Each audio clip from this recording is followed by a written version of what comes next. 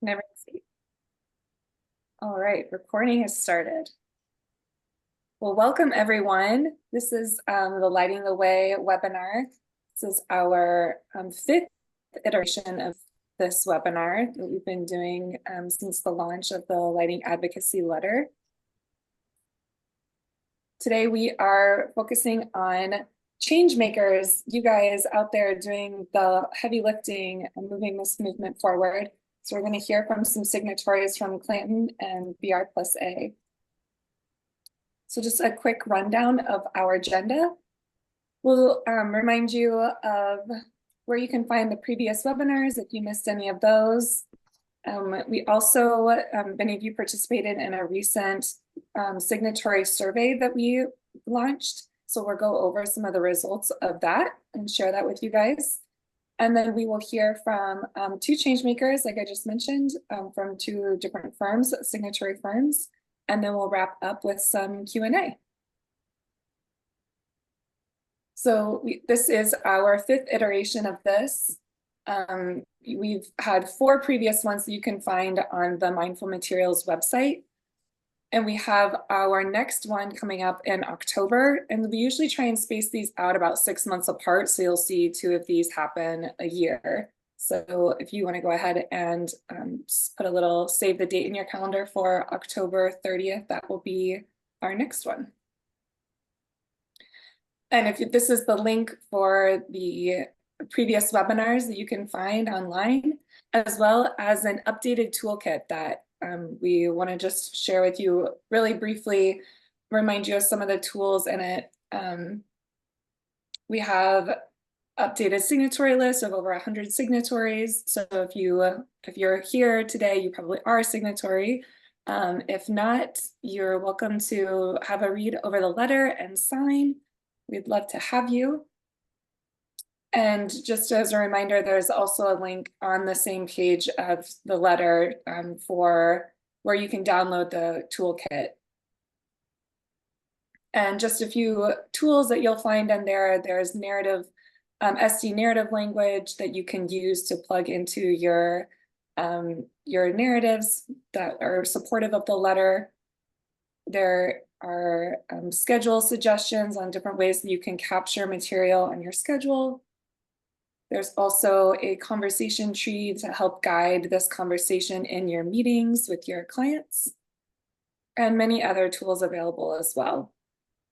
But today we want to save a little bit of time to talk about the recent survey results. So we had 35 firms participate in the firm, and you can see here the relative size of the firms, around 30% being smaller, around 15% mid-size, and then around 20% around that 12 to 25 range, and then some that are not lighting design specific. And we're spread out across the US. We have about half in the Northeast, and then close to 30% from California. We have the Rocky Mountain region around 25%, and then around 20% from the Midwest, another from the Mid-Atlantic, and then Southeast and Pacific Northwest around 13%, and then a few outside the country and representation in Canada. And so what we were asking, as you know, and just to look at this whole idea collectively, are trying to get a sense of what sort of projects people are working on. So on the side here, you'll see the number of firms that answered. So we have about 20 firms or so answered that a quarter of their projects are pursuing well. We have like around 15 or so firms, or sorry, around 8 or so answer that they are pursuing fit well. And mind you, this is a representative of the whole. And so you'll see like we have some popularity in different areas, a little bit less so with the fit well and net zero here in the middle. But a lot of firms obviously more popular with LEED. And we asked about a lot of different categories of interest that people are looking at, including material ingredient reporting, energy efficiency, in-field component replaceability. And so we're seeing some trends pop out here with different focuses on the buckets, such as social health and equity. This one was a little bit less popular. In-field replaceability was a little bit more common. And life cycle analysis, you see here, about more popular with a quarter of projects looking at that. So, and we're seeing some firms saying they're looking at human factors, like this was much more popular, that this was a common thing to look at, such as visual comfort and long-term occupant well-being. So some things that we could have guessed, but some things that were also a little bit more surprising. So just interesting to look at the numbers across the board. When we asked about linear feet for projects that are requiring material ingredient reporting, this is looking at a snapshot from last year. We had about 40% of you say that you specify between 1,000 to 10,000 linear feet, 35% saying it was under 1,000, and then a fraction saying it was over 10,000. And as far as satisfaction goes with product offerings, we heard that about half of you were somewhat satisfied, and 40% are still unsatisfied with the offerings available on the market that provide material ingredient reporting. So we're definitely seeing trending towards more information being available, but also continued desire for more products with this information. And we also had a fill in the blank section of the survey. So we have thank you so much for all of your ideas on different ways that we can continue to provide more resources and how we can spend our time together in these sorts of webinars. So we appreciate that feedback. And let's go ahead and jump into our speakers today. So we have several speakers here that are with Clayton and Associates. We have, let's see, we have April Corey. April has over a decade of lighting design experience with a broad range of design, including streetscapes, transportation, parks, hospitality, education, and residential. Additionally, she's worked with cities and government agencies to develop outdoor lighting ordinances, lighting master plans, standard specifications, and criteria guidelines. She believes that a good design includes careful of environmental impact, including energy use, light pollution, and maintainability, and that the best outcomes are the result of thoughtful collaboration between the entire project team and the community. April holds a bachelor's degree from the University of Colorado at Boulder in architectural engineering with an emphasis in lighting and electrical systems. And we also have Debbie Melton with us today. Debbie is passionate about creating intelligent lighting designs that benefit the outdoor environments and reduce light pollution. She has a diverse background, including event and theatrical production, lighting research, and design. During her time at the University College of London, she studied various aspects of lighting and conducted research and analyzing lighting pollution through satellite imagery. And while working at Clayton, Debbie created an internal sustainability committee that tackles topics on everything from vetting sustainable products to providing sustainable electrical design. She puts these ideas into practice as the lead lighting designer in the architectural lighting group at Clayton, which covers projects from public universities, multi-use site development, and the public realm. And we also have Hannah Jewell with us. Hannah provides engineering, design, and analysis of lighting and electrical systems. Hannah focuses on sustainable design, prioritizing the health of humans, animals, and plants to create a balanced design that benefits all.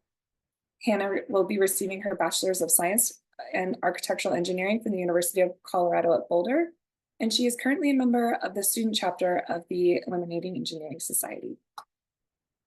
So thank you, ladies, for joining us today.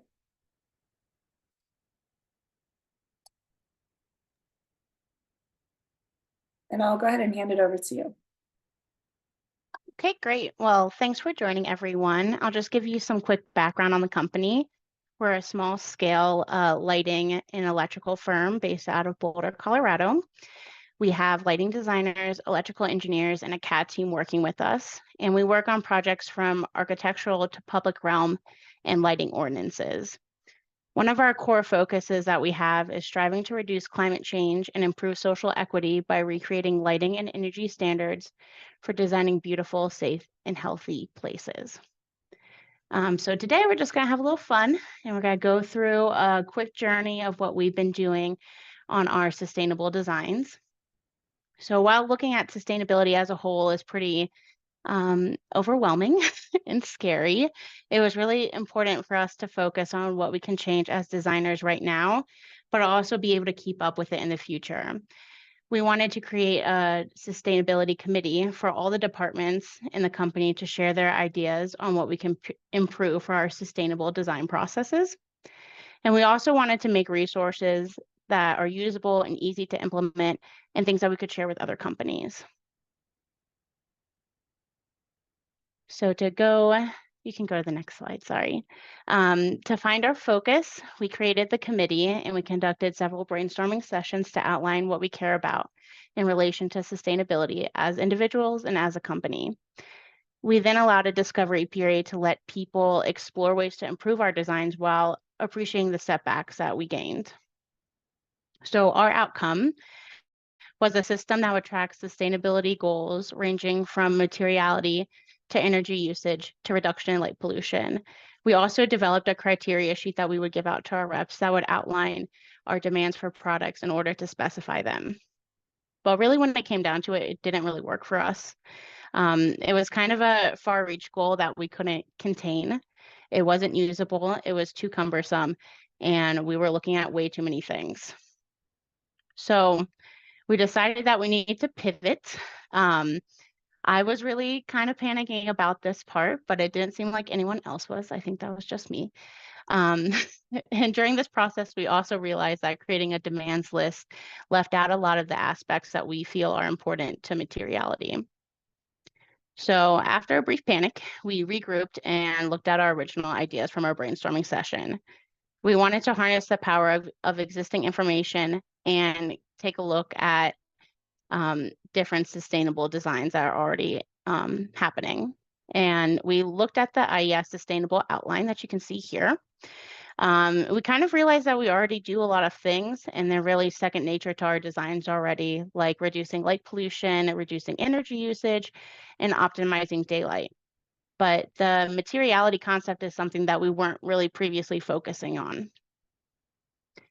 So we start to think about how we design already and how we incorporate reducing light pollution and the use of daylight in our designs without even really thinking about it. It's kind of second nature to our designs. So we wanted to make something similar for materials. We need to make a system that would be used as a reference and more as a way of thinking that could be brought into every design across all different types of projects. So in the end, we created a document so lovingly called the tumble chart. It's really just a flow chart, but I like tumbling. So I thought that would be a more fun concept. This chart's just used to provide the designers with guidance on how to specify products in a more sustainable way that reflects our company's values.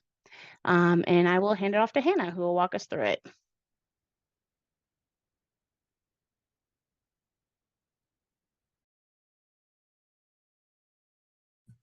Okay, looks like my animations aren't working, so we'll just, sorry about the blob.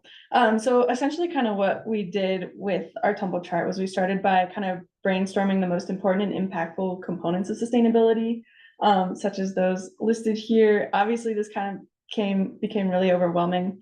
So we wanted to organize these ideas into a flow chart that we affectionately call the tumble chart, as Debbie introduced. Essentially what the flow chart, or tumble chart as we call it, is meant to do is it's like a comprehensive categorization of all of these ideas in a way that we can organize our thoughts and be You can go to the next slide. Perfect. Thank you.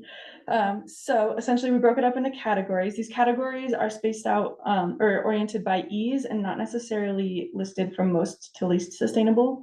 So for example, category A is about labels, such as the Declare label, ROHS, etc. Category B focuses more on the manufacturing, the sustainability of the manufacturing within the product itself. For example, reduced packaging or modularity, for example, whereas category C, while it's very similar, focuses more on the manufacturer as a whole. So like, do they use renewable energies to make these products in the factories, etc. Category D focuses on how close the job site is to the manufacturing process to help lower those transportation costs, which Melissa introduced at the beginning. And then the last blob at the bottom in blue, it isn't given a category, but this is something that we definitely want to think about as well, is will this luminaire have an impact? For example, if we're going to define 100 of a specific luminaire, we definitely want to go into every single step of these categories and make sure that we're finding the most sustainable product. But if it's like one luminaire just for decorative purposes, we probably don't need to go into too much detail. As far as I wanted to go into an example of category A to show that kind of labels aren't everything. Oh, sorry, you can go back for 1 sec. Sorry. Thank you. Labels aren't everything. I know that like getting a Declare label, for example, is very expensive and doesn't even necessarily talk about being sustainable, but more just says like, here's what's in this product. So essentially we want to be able to redesign this in 3 to 5 years and kind of negate category A and focus on things that might be a bit more relevant in the other categories. And now I'll talk about the individual categories. So starting with category A. And I'll just jump in and say too, we thought this chart was really, really great. It's a really great tool you've put together. Well, and if I'm going to hop in, because if I'm not mistaken, they said we can include it in the next toolkit. So I'm really excited to put that in next because we've been looking for something to help make sense of the craziness. So thank you so much for taking that step and sharing it with us. Yeah, of course. And I'm sure these next steps will also be very helpful. So for category A, we have these resources. I hope one is a little bit familiar to everybody here. But yeah, these are some online tools that we found that are really helpful and kind of lay out some of these labels for us and do a lot of the research. They're also very regularly and frequently updated, which is nice. As a small firm, we don't always have time to do that. And on the right, you can see that some companies also put filters into their websites, so you can kind of filter out what labels you're looking for, or if you can't find it there, there's certifications on the specification sheets as well. And then as far as categories B, C, and D, which is on the next slide, we're kind of making our own database on this. We haven't found any resources out there that kind of put all this together. Maybe, again, there can be one in the future and we can update our Tumble chart again based on that. But essentially what we're doing is we've been reaching out to all of our local reps and manufacturers and getting as much information as we can, and then filling out our own database that covers these categories. I've put a representative example up here about the Best Lighting LLC versus Bad Lighting Inc. To give you kind of an example of what that will look like. Ours is currently still in progress, so I didn't want to put any specific manufacturers up there, but we have been creating that database. But kind of in conclusion, this Tumble chart altogether kind of helps to filter all of those ideas that were just getting to be a bit too much, and it just puts it into a quick resource guide so that we can create the most sustainable design. And now April will tell us about the electrical equivalent of this. All right, so yeah, my name is April and I'm a senior lighting designer and project manager at Clanton. I'm going to talk a little bit about the some of the efforts that the electrical engineers have been working on here. You know, it's the infrastructure that powers our lighting design. I don't know if there's any electrical engineers here. I am also not an electrical engineer, but they are too busy. So I'm here speaking on their behalf and hopefully able to speak to it in a way that is accessible and understandable, because I think it's really interesting what they're able to do. And I think it can have a big impact on, I mean, there's a huge quantity of materials used on projects that are all part of the electrical design. So what can be done and how can we quantify that?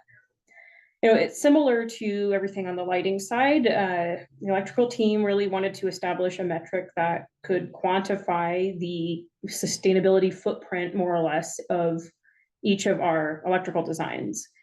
We really wanted to find something that was easy to easy to record, so that we don't have to do a whole bunch of extra work. Notice that all the electrical engineers are not here right now because they're too busy. So we need to give them a tool that's easy to use and maybe uses as many existing metrics as possible. And more than anything, we wanted to first establish a baseline so we could work on improving that in the future. And what we ended up settling on was embodied carbon as one metric we're going to start exploring. We're very much in the exploratory phase here, so I'll bring up some of the challenges that we've run into. But for anyone who doesn't know embodied carbon, I think Rocky Mountain Institute explains it better than I could, but it's calculated global warming potential, and it's expressed in carbon dioxide equivalent units. It's recorded at a certain point in a life cycle assessment. So that's one thing we have to be aware of, is where in that life cycle assessment is this number being recorded. But I think what's helpful about this is it's information that, in theory at least, exists and is created by other entities. And then we can just take that information and apply that to our design. Kind of our rationale here is that I think an example that I'm going to walk through on the next slide is for transportation projects, because that is, I think, the simplest version of this in a way. We do a lot of transportation projects here, which is, miles of PVC conduit and copper and all the components that go into that. And as part of a transportation electrical design, we have to quantify all of the materials we're using from the beginning, and that's part of our standard process. So that means we have, linear feet of conduit, we have linear feet of conductors.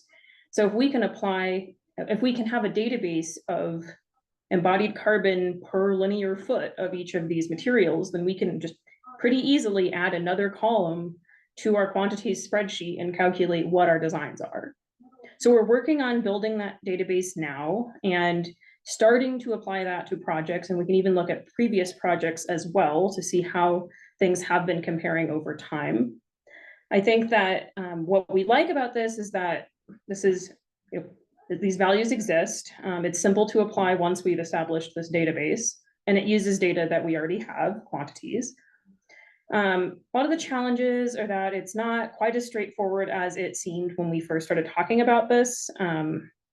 There's a lot of parameters that we can't control as part of this. Like a lot of our kind of descriptions are pretty vague, especially if you look at like concrete foundations and other components there. Like, we don't really get to control exactly what type of concrete, and that might really vary for its embodied carbon. So there's some nuances there. It's maybe going to be a little more hands-on than we wanted it to be.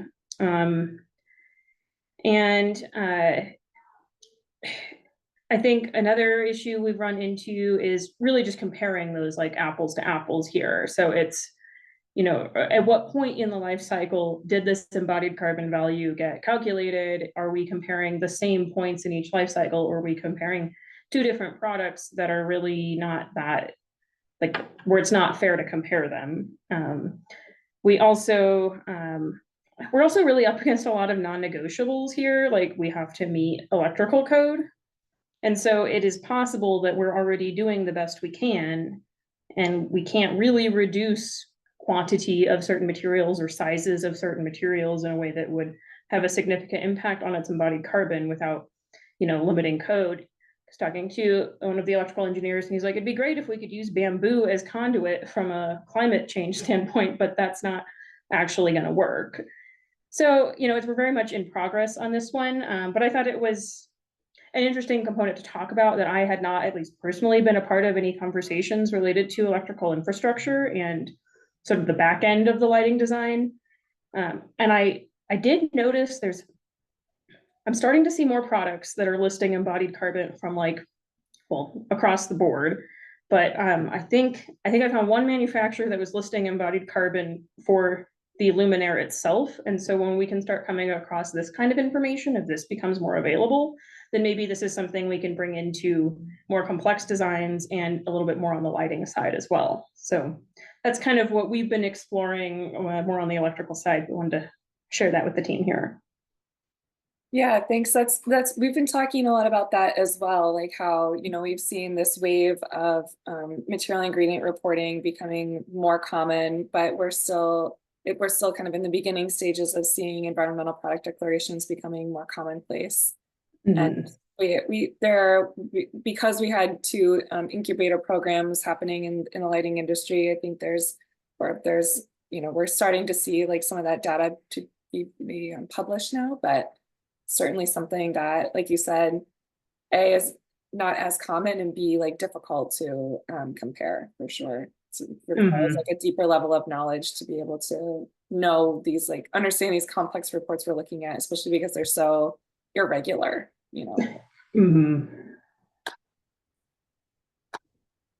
Thanks for sharing. Yeah, thanks for having us. Yeah, thank you.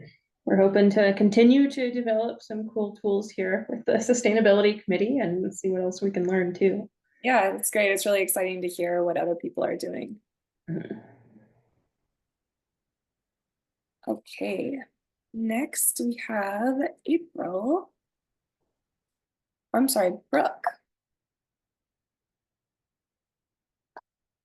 And Brooke, tell me if I'm wrong, is it Silber? Yes, Brooke Silber. Excellent. Okay, we have Brooke Silber here with us from BR+A, Borealis' lighting studio. BR+A is in the Borealis lighting studio. She's the director, housed in New York City office.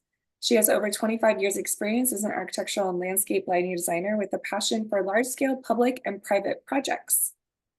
Her award-winning portfolio features a diversity of project types, including healthcare, historic preservation, corporate interiors, civic buildings, academic institutions, security command centers, transportation facilities, museums, retail, hospitality, religious, and residential.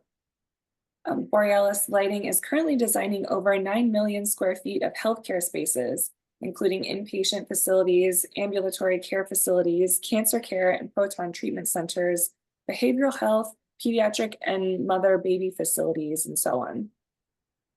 Brooke received her Master's of Science in Lighting from Rensselaer Polytechnic Institute's Lighting Research Center and her Bachelor of Fine Arts from Syracuse University in Interior Design. She is a lighting certified professional and a LEED accredited professional. In addition to chairing the joint IES, is it AVIXA? Yeah, AVIXA. AVIXA's ANSI Standard Committee for Lighting for Video Conferencing and Multimedia Spaces. She is a part-time faculty at Parsons, the New School of Construction Environments, for their master's program in lighting. Brooke is an active member of the IES and a frequent speaker in many industry events such as Leducation and Light Fair. So thank you, Brooke, for being here with us today. Thank you for inviting me. It's always exciting when you get to talk about things that everybody's on the call is passionate about and, pushing forward and trying new things. So I thank you for including me. I wanted to take the time to talk about two different projects and how we've approached them and the sustainable goals. The first project I'm going to highlight happens to be a large campus, a live, work, play campus. It's about 600 acres in this Hudson River Valley area. And the client, they're a very unique client. They approach sustainability and the environment more as it's their duty to be good stewards to the earth. Not that they're going to sit there and check boxes or look at the LEED in terms of a checklist, but what do they do to give back to their community and to the world at large? You can see from this overall that the very foreground, there are 10 residence buildings on this 250 acre, like the developed area is 250 acres. The total area is about 600 acres. So there's 10 residence buildings, and then there is a huge office complex, about 190,000 square feet. There's a media studio, actually 6 media studios that comprise 225,000 square feet. There's a 125,000 square foot event building, but they also have walking paths, a recreational facility, sports fields, and sports complex. Forward. From the beginning, it's not just lighting that we're looking at for their sustainable goals. They committed very early on that the whole building was going to be carbon neutral ready, with a predictive energy savings of 15% across the state established base guidelines. That included looking at daylighting, and we did a whole bunch of fenestration details and calculations to look at how the fenestration would be across the building in terms of aperture to reduce glare, but bring in the daylight. From our HVAC standpoint, they started looking at geothermal wells. This will have its own CUP, or a central utility plant, and much of that central utility plant will get its power through the geothermal wells. They have committed to 120,000 square foot of photovoltaics on the site. And since they're up on a hill, they have a wonderful view of much of the day to really take advantage of the solar. They are investing in a 5 megawatt utility grade battery bank. So that way, both from the geothermal wells and from the photovoltaics, they can store that energy to distribute across the site, basically creating their own little microgrid. And part of the part that I'm going to focus on today, or the last two a little bit, is the use of mass timber in their residence buildings, as well as their land use strategies. So if we can go to the next one.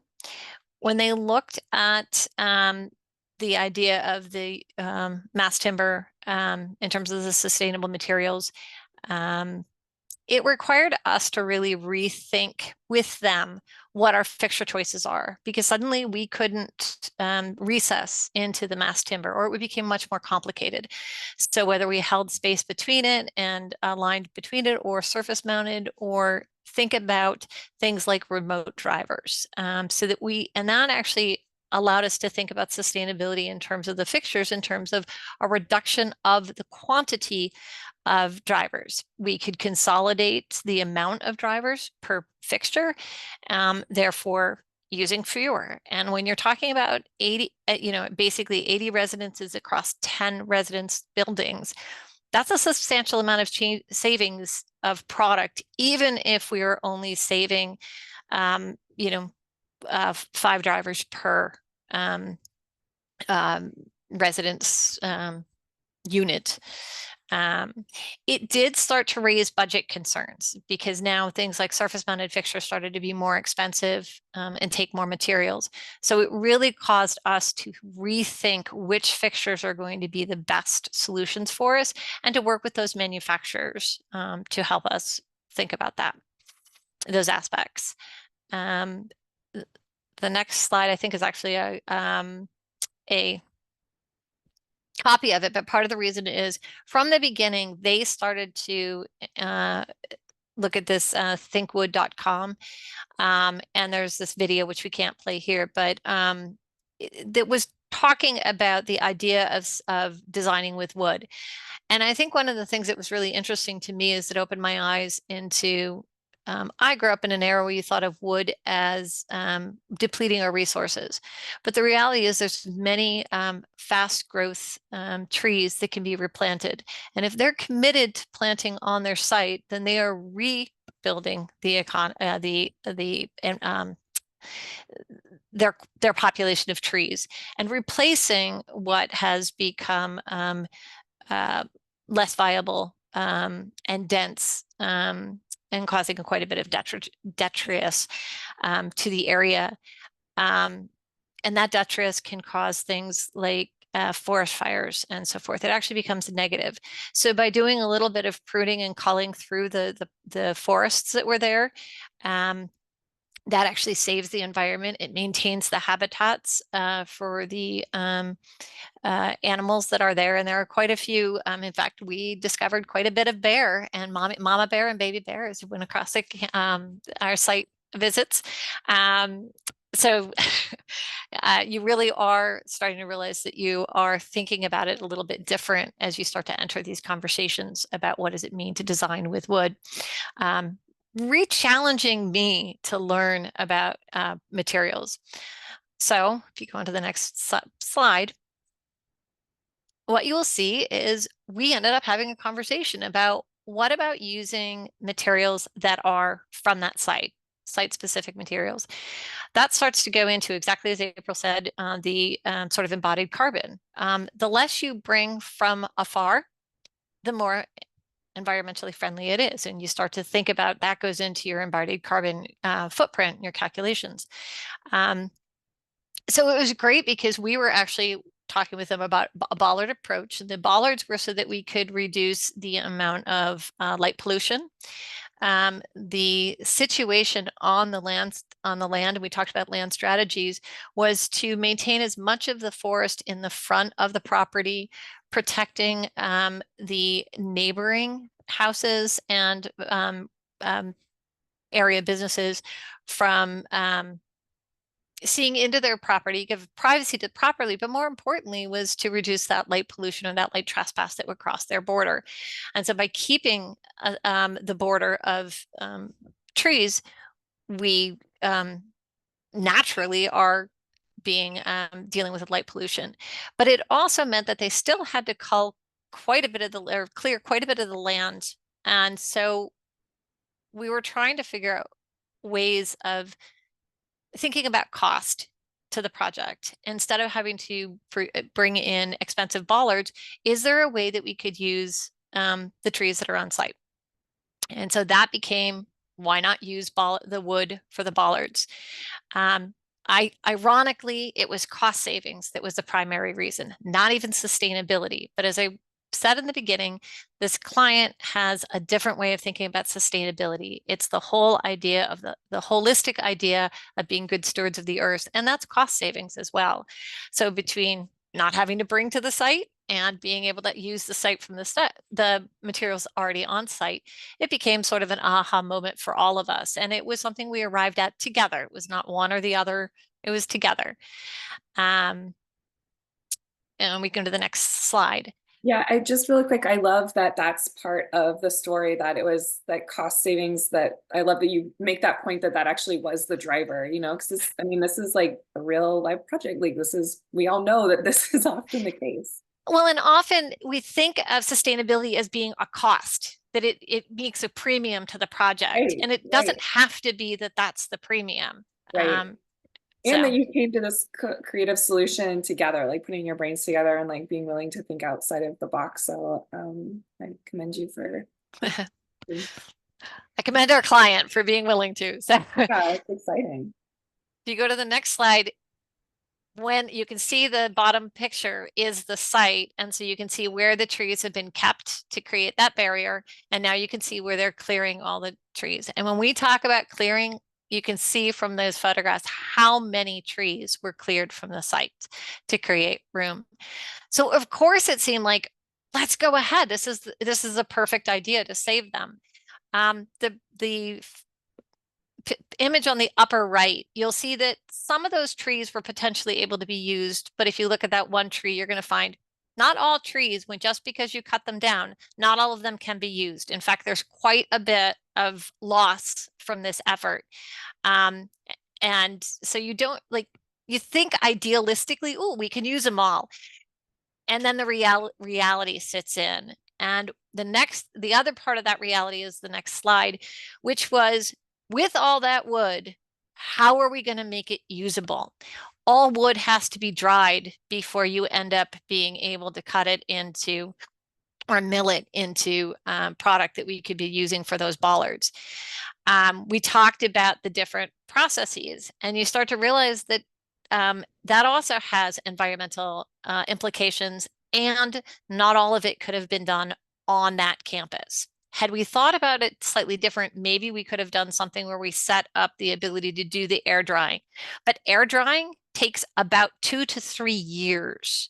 So that means you had to start cutting those well before the time that you're going to have to need them. And I don't know too many projects that are going to have an extra 2 to 3 years to wait for their bollards to air To dry dry. out. So then you start to think about kiln drying them. And it's much more expensive. It utilizes much more energy. It is a faster turnaround time, but in order to do that, we were going to have to send it out to be kiln dried and then come back to site.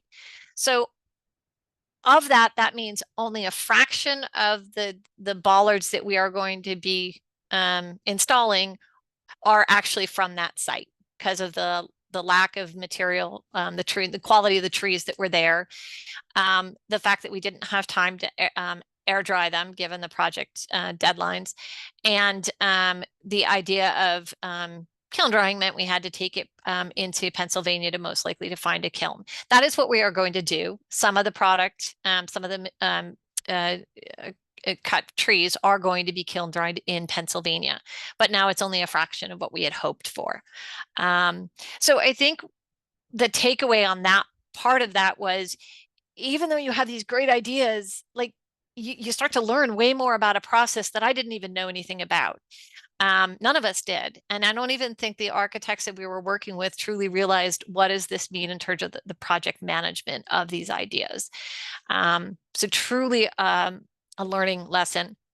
And the next slide on this was just our understanding that in the process of this, we have been, I'm sure many of you have heard of stick bulb, and Russell Greenberg has been a huge proponent of, looking at the whole embodied carbon, and he's a B Corp. We had him in and I realized he is a wealth of knowledge, and I wish I'd known that again as well. What it meant to use recycled materials, what it means to use from the earth, truly from the earth. And so he's become sort of a welcomed resource about those materials. And if you look at the next slide, one of the things that was fascinating to me is they are literally they have a program right now, Stick Bulb, where they are contracted with the City of New York, the Parks and Recreation. And so in New York, if you take down a tree, you must replace it with a like type. And with the same quantity. And so that means that as a project gets cleared there, all these trees are being taken down. And instead of them going into landfills, Russell has been working with the Parks Department, and they have a contract now to take the trees, and then they can use it for their own products. So again, sometimes right in your backyard is a solution that if you didn't know, I didn't know about it when we started, but now we do. So now it would have given us a better look at the whole process, truly cradle to sort of grave, looking at that and how we can be a part of that life cycle. And finally, just on this particular project, and I think it's interesting. I think it was April who was commenting about looking at the electrical side of it. So here we've looked at the materials, but we also started to look at, even with that materials, even reusing it, all of us do this, but we start looking at the spacing of how far can we push our bollards, or how far can we push our fixtures and still have a performance. So here, instead of a single light, we have 2 lights that are asymmetric so that we can push the light farther along the path. But we didn't stop there. And what you see in the lower right side is we looked at how we were going to tag them so that you knew what went where, and therefore what went back to the power distribution. We have actually drawn out where our power goes so that we are not necessarily taking every line voltage back to the building. We are doing much more of a low voltage approach that is in field. So we have less conduit coming from each building out, and we're using low voltage within it. So that's got a lot less materials to it, both from the conduit, but even the wire itself. And so that way we're taking like a full on look at all the materials that are included within the process. I think the next slide talks about our next project, completely different. Also a huge project. You can guess we do a lot of very large projects. This is actually one of the largest projects going on in our region, in the Mid-Hudson region. Some of you might recognize Regeneron. This was a announcement by the governor that Regeneron would be expanding its campus in Tarrytown, New York. Next slide is it's 3.3 million square feet of office, lab, vivarium, and production space. We are not the only lighting designers on it. Susan Brady's firm is also working on it. We're doing a lot of the office, lab, the large quantities, and they're doing a lot of the specialty areas, lobbies, amenities, etc. Between both the commitment from both lighting designers, we are currently trending at a 20 to 25% under code for our LPDs. But I think because this is a very large project, we felt we had an opportunity to implement a very thoughtful strategy and starting to require EPDs, think about embodied carbon and really track EPDs. Next slide. We looked at that whole life cycle. Now, at the time we started this, Leela Shanker was on our team here. She's since moved on, unfortunately, but she's still here in spirit and heart, and always my little Jiminy Cricket putting ideas in my head. And so she was the one that really was a driver on looking at this full life cycle impact for this project and saying, we can do it, we can do it. And it's like, it's a pharmaceutical company. They're not going to want to be on board. But she is relentless and she wouldn't give up. So we said, hey, we have the opportunity to go to the owners, the manufacturers, bring in the designers. Let's really truly make this cycle of stakeholders. Let's bring them together. So the next slide identifies what we were starting to look at. We had the opportunity to build a partnership with our other lighting designers, our engineers, but the owner, and we had to get buy-in. So we worked with the owner's team to outline sort of opportunities. And our biggest thing was to make sure that we orchestrated a strategy that would be no additional cost to the owners, but also no additional cost to the contractors. And that's one of the biggest pushbacks about some of these EPDs that we're seeing. The contractors think it's going to cost them more money. So how do we keep it so that they don't? We looked at identifying manufacturers to partner with, not making it the contractors, not making it the owner's problem, but let's partner. We have this huge project, tons of square footage. We have an opportunity. Let's make a high bar with a very low entry. In other words, they have no upfront costs. They do not have to be creating all of this documentation with no skin in the game. We targeted the largest quantity of fixtures that we would have. You can see here, we've got a lot of linears. So let's start with our linears. Let's start with our downlights. Those are some of the largest quantity of fixtures that we can do. And make whoever gets this as a chosen manufacturer deliver the EPD documents. Make them really look and do the whole work, which is one of their pushbacks is like, well, how are we going to do this? Well, if you're only doing this on the one product or two products that you're being asked to, then it's doable. And it benefits them because they're going to get paid for it because they get the order. And two, all of that research then goes towards much of the other materials that they'll be using in other fixtures. So that's what I mean by like a high bar, low entry. Doesn't cost them as much at that point. It's amortized across all of their product lines. We are providing a 3-name spec as per the owner's desire.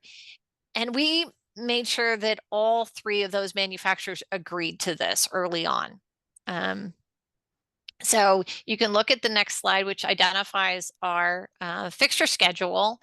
And so, you know, it's only a fraction of the fixture schedule. We have a huge long fixture schedule. So then what we did is we said, okay, what do we have the most quantity in? And if you go to the next fixture schedule, or the next slide, excuse me, you'll see a blow up of the fixture schedule that identifies very specifically, these are our three biggest products. We're not asking this to be happen on all the products. We're definitely not asking it for on decorative or the smaller manufacturers in a way.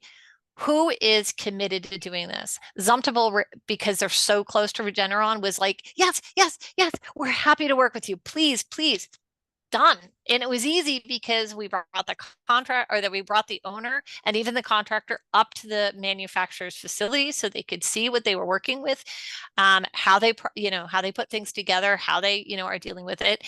And the other thing here is, well, I'll go into that in a second, but you can see here our primary spec. So now go to the next slide, and what you'll see is our other equivalent manufacturers. And every one of those said, you know what, if we get this project, we'll do it too. Zumtobel is closer, so their embodied carbon are probably going to be a better fit for the project, but that doesn't mean that that's what we're going to get. So by having other manufacturers like Coronet, who are also fairly close to the project, that aligns. But we've got some major manufacturers, Acuity, Cooper, that are on board with, if they get the project, they will commit to the documentation. Next slide shows what we want. So again, April mentioned the different ways of looking and complying with the EPDs. And so we're looking actually for a lead compliant report for both the GWP and the material ingredients. And you can see that we have a notes. So if you go to the next slide, you can see the notes at the bottom. Basically, we're looking to explain to the contractor, to the owner, what are we looking for? What do they have to provide? And to the manufacturer, what do they have to provide? This is now becoming a standard for all of our large projects. Any place that has a large enough quantity of fixtures, we're taking the largest three fixtures, whether you can see here, like back of house, you know, 2x2s, or linears, or downlights. And we're asking them to do a lead compliant report.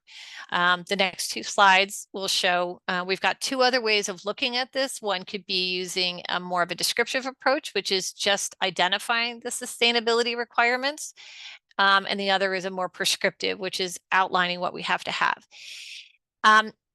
Any one of these, one of the things we said early on is, it is not a matter of whether you meet like red label or you know, you comply with this. It's the fact that you're willing to document it, the fact that you're willing to go through the process with us, that this is a journey together to get us to the end, is more important than what it's going to be.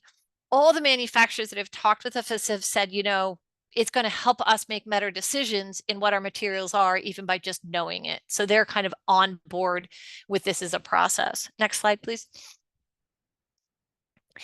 This allowed us to change not just this project, but our entire company and what we do in terms of our projects. We've changed our specifications. We now have a reference that includes the U.S. Green Building Council standards outlined in LEED. We have definitions that define embodied carbon, environmental product declaration, and then global warming potential. We have base bid requirements that identifies our sustainability criteria as part of our performance criteria. Our submittals require embodied carbon and material ingredients for those that are identified, not for every manufacturer that's on our list, but for those products that are identified. And we talk about maintenance and recycling. So and here's an example. Next slide is an example of some of the language that we've put into our specifications. And it goes in every specification. So that people are starting to recognize that we've committed to this. This is what we're doing. And the final slide, I think it's the final slide, is how do we track this? And again, April, I think you mentioned, this is a difficult task. So we started looking at having a couple of really amazing, dynamic young people here who are like, well, I can figure this out. And so they took our parameters in our lighting fixture in Revit and started to put in what is our global warming potential, what we get it from the manufacturers. And granted, right now we don't have all that information, but as we get that with this approach by taking like the 3 largest manufacturers on each project, we'll start to get that information and we can put it in to our Revit families. And that'll start to allow us to track material for the individual fixtures. We use this kind of same aggregation of data in Revit to do our LPDs, and we're going to do the same basic approach to do this GWP. So I feel really positive about the directions that we are moving forward as a company, and the goals and tools that we have from a committed group of people. Thank you. Wow, thank you so much. That's so inspiring to hear another amazing story. I just feel like it's so great to kind of re-energize, all of our efforts to hear one another's, what everyone else is doing out there. So thank you so much for sharing. My pleasure. We'll go ahead and open it up if there's any comments or questions for any of our speakers. Sarah. Well, first, I want to be like you, Brooke. I'm put on the dichroics. I feel the same way as Mel just said. Like I'm like clapping for both your presentation and from our presentation from Clanton. I really just am so inspired. I didn't realize how much I needed like a pump up like this to see how committed and how defined the tools are. So I just really want to thank you for sharing, because I really think that that's how we get this Boulder moving, is, sharing these kinds of stories and tools. So that's my comment. My question is, there was a lot of good stuff, Brooke, that you shared on a recording. So I guess the question is some of that stuff that we could talk with you also about, maybe incorporating parts of into the toolkit? Absolutely. We'd be happy to share. I don't feel that information is to be hoarded. I feel that the only way as an industry is to get better, is to share and push each other. I mean, you kind of said it. It's almost like by you hearing somebody else pushing, saying, oh, I could do that. So absolutely happy to share any of the language that we've put in our specs, any of the way we're using the Revit toolkit to track it. Happy to share. Awesome. I mean, we're launching version 3 today, but now we already know version 4 will be coming out very soon. So thanks for keeping the good vibes going. Awesome. Thank you so much.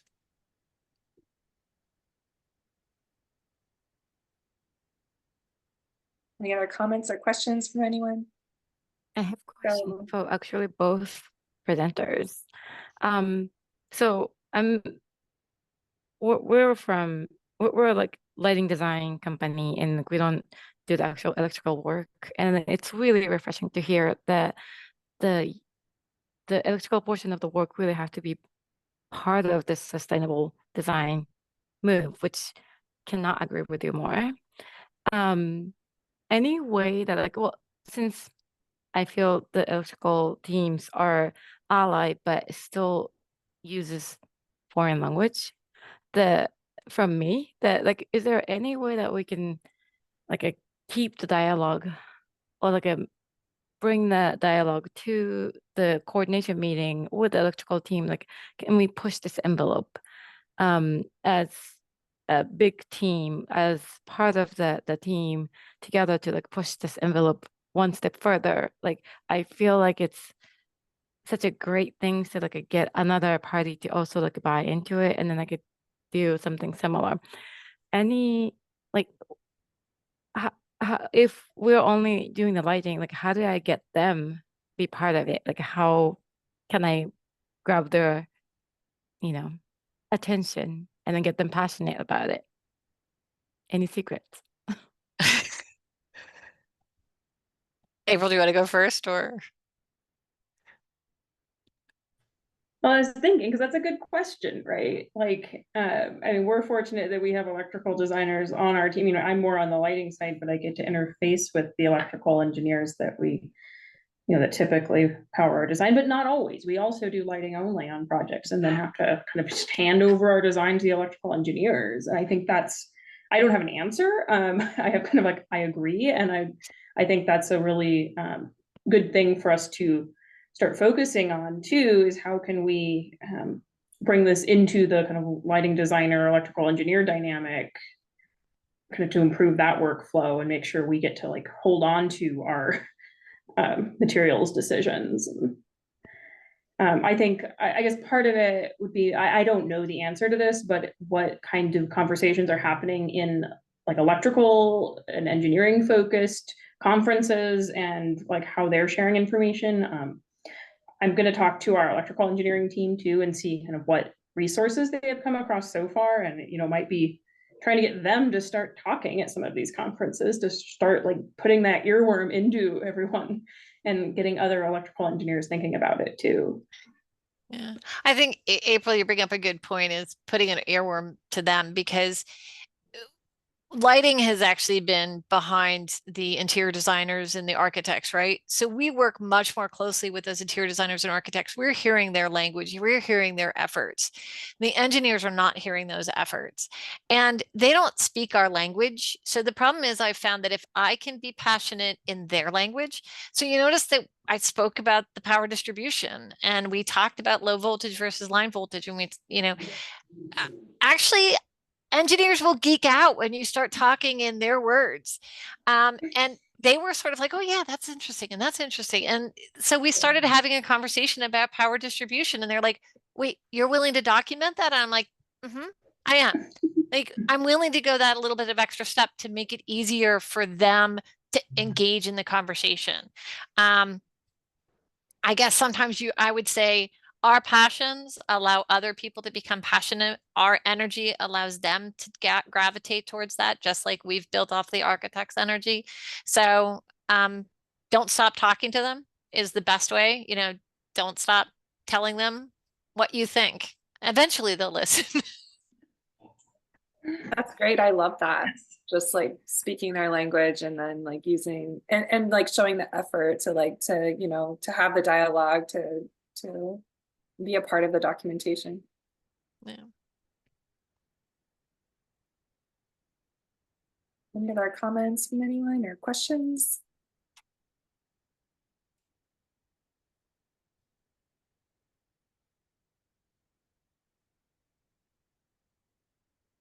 Well, I feel so honored to be here with all of you and to be sharing our stories together.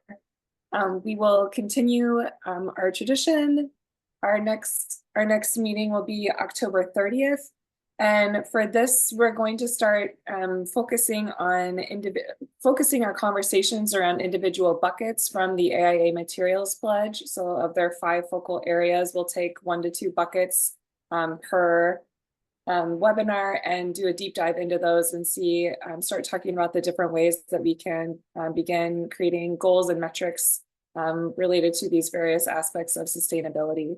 So that is our plan moving forward. And thank you again, everyone, for being here. And we will see you at the next one. Well, thank you for hosting us. I really appreciate it. Thanks, everyone. Yeah, thank you. Spread the everyone. word for the next one. Looking forward to seeing you again. Yeah, I'm looking forward to it.